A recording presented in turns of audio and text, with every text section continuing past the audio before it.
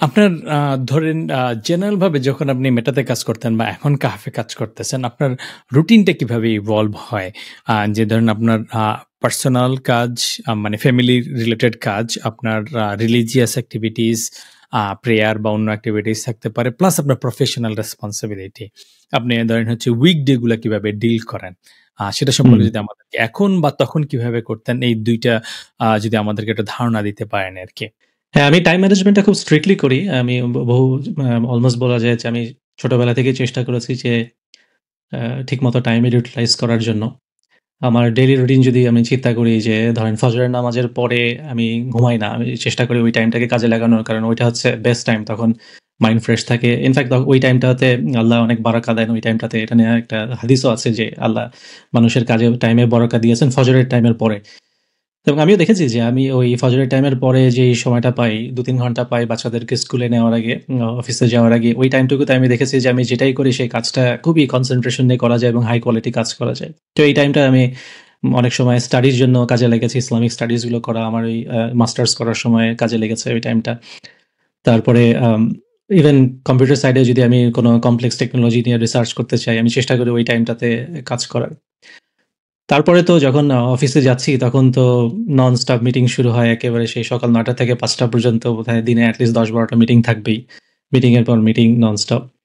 তো মিটিংগুলোতে as a engineering manager আমাদের মিটিংগুলোতে আমাদের মেইনলি কাজই হচ্ছে যে ট্রাবল শুটিং করা, অন্যদেরকে আনব্লক করা, মেক সিউর করা যেন অন্যরা rest of the day productive থাকে, প্রায়োরিটি অনুসারে কাজ করে। তো এগুলোই mostly as a engineering manager আমাদেরকে সলভ করতে হয়। প্রোডাকশন ইনসিডেন্ট হলে তো বহু রকম ট্রাবল শুটিং এর সমস্যা আছেই।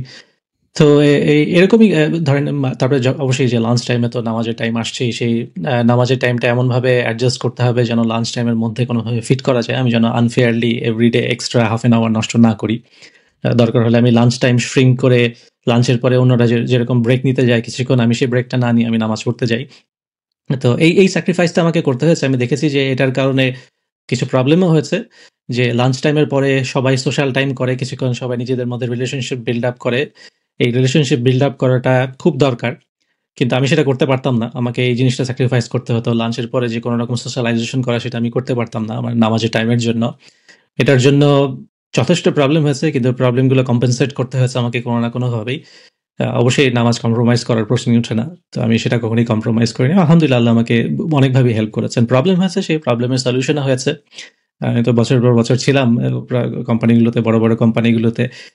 আমার সিগনিফিকেন্ট কোনো বড় লস হয়নি বা লস ধরেন লস হতে যেটা হয় যে হয়তো কারো সাথে আমার রিলেশনশিপ সাওয়ার হয়ে গেছে যেটা আমি হয়তো লাঞ্চ টাইমে তার সাথে বিল্ড আপ করতে পারতাম। ঠিক আছে সেটা কোনোভাবে আমি কারেক্ট করতে পারছি না, ফাইন। দেখা গেছে যে হয় সে ছেড়ে চলে গেছে অথবা আমি হয়তো ছেড়ে অন্য জায়গায় চলে গেছি। এবং এ ২ টা আউটকামই আমার জন্যই বেনিফিশিয়াল হয়েছে। কোনো না কোনোভাবে শেষ পর্যন্ত আমার জন্যই বেনিফিশিয়াল হয়েছে আরকি। বাট আমি যেটা কখনো চিন্তা করিনি যে না ঠিক আছে আমি কয়েকদিন জোহরের নামাজটা পড়লাম না। বরং আমি টাইমটা কিছু আমার রিলেশনশিপ বিল্ড করা, আমার নেটওয়ার্ক বিল্ড করা, আমার নিজের পজিশনটাকে একটু বেটার করা এগুলোর পিছনে আমি স্পেন্ড করব। এরকম আমি কখনো চেষ্টা করিনি করার। আম এই তো। আর যদি চিন্তা করে দেখি যে আমার রুটিনটা কিরকম হয়, আস্তে, আস্তে যখন ধরেন বিকালের দিকে আসি তখন হচ্ছে একটু লং টার্ম ফরওয়ার্ড থিংকিং চিন্তাগুলো করা শুরু করি যে আ নেক্সট কাপল অফ স্টেপস এ কি, কি প্রবলেম হতে যাচ্ছে সেগুলোর জন্য আগে থেকে প্রিপারেশন নেওয়া। লং টার্ম প্রোডাক্ট স্ট্র্যাটেজি গুলো নিয়ে চিন্তা করা, ইঞ্জিনিয়ারিং স্ট্র্যাটেজি গুলো নিয়ে চিন্তা করা। এবং চেষ্টা করা যে কিছুটা হলেও লার্নিং এর পিছনে দেওয়া। কারণ কন্টিনিউয়াস লার্নিং আমি মনে করি যেটা খুব ইম্পোর্টেন্ট সবার জন্য যে এভরিডে কিছু না কিছু লার্নিং এর কিছু না কিছু টাইম রাখতে হবে লার্নিং এর জন্য।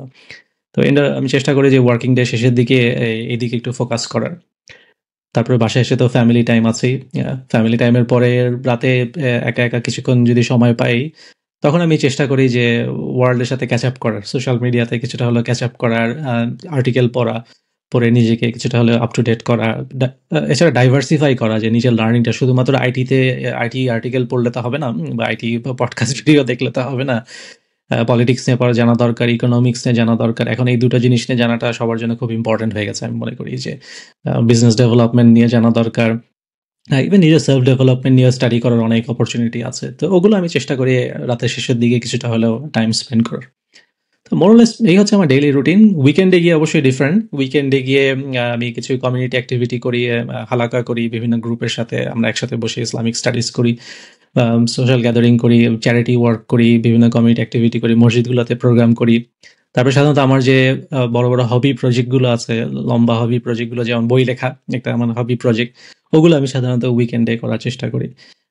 বাট যতটুকু সম্ভব উইকেন্ডে ফ্রি থাকার চেষ্টা করি যেন এটলিস্ট কিছু বেড়াতে যেতে পারি ফ্যামিলিকে নিয়ে, ফ্যামিলির সাথে টাইম স্পেন্ড করা যায়। আরেকটা আমাদের যেহেতু সামনে রোজা আসতেছে, তো এই বিষয়ে আমি জানার চেষ্টা করি